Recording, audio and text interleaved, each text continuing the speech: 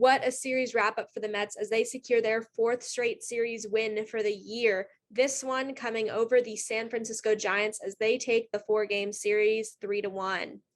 Buck Showalter returned to his managing position today after a medical procedure sidelined him during Game 3's loss.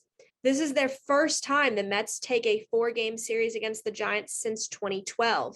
This is also the Giants' first series loss in 2022.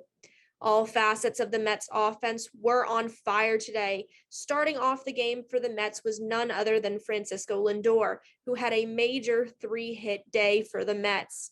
The first came from a solo home run out to right field.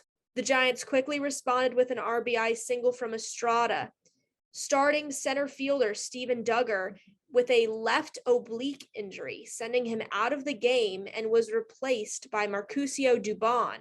Manager Gabe Kapler says that Duggar will go on the IL, but there is no timetable yet for his return.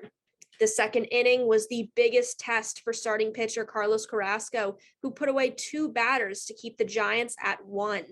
The score would not be tied for long as third baseman Eduardo Escobar added another home run to the Mets total for the day. This one went 356 feet and marks his first home run as a New York Met. Teammate Francisco Lindor told reporters he's seen it all with Escobar. I don't have an early impression because I play against him in Minnesota. He was hitting home runs against probably the best pitching staff in those couple of years.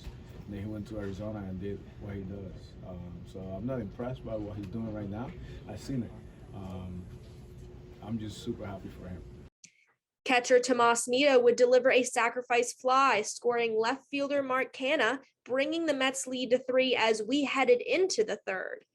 Second baseman Jeff McNeil delivered an almost home run out into center field, landing just shy of the fence, putting him and Lindor in scoring position. Canha, who went 2 for 4, delivered a huge single off the first pitch, scoring both Lindor and McNeil. This would bring the Mets lead up to 5, where it would remain for the next few innings. Not all of the Mets would have a big day. Tomas Nido struck out in 2 of his 3 at-bats, continuing the hitting woes for the Mets catchers. Luis Guiorme, who began his 2022 season cold at the plate, still struck out twice. However, he did record an RBI single. All was quiet on the Giants' side due to the big outing by Carrasco today.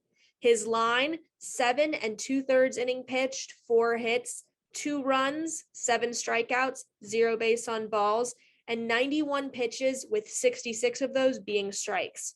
He was retired after a solo home run shot from Yastrzemski on a 3-1 count in the 8th, putting the Giants total to 2. Carrasco's replacement, Joely Rodriguez, quickly finished out the inning. Rodriguez was acquired back in early April in a relief pitcher swap, oddly enough, with the crosstown rivals, the New York Yankees. Carrasco talked in a post-game interview his progress this year and that he hopes to continue remaining healthy. You know what? Last year. I had so many injuries last year, couldn't figure it out. But this year, I'm good, healthy, and I think that's more important. This is Carrasco's first victory of the season as he endured his longest outing as a Met. Now with 20 strikeouts, this season he is certainly bouncing back after last year's underwhelming performance. The last Mets run came from Brandon Nimmo, shooting 1 dead center to the fence to make a final run total of 6 for the Mets. Closing out the game was Edwin Diaz, and in just 10 pitches retired the last 3 Giants hitters.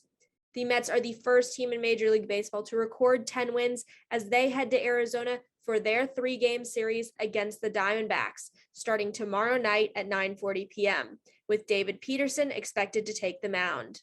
For WFUV Sports, I'm Maddie Bimonte.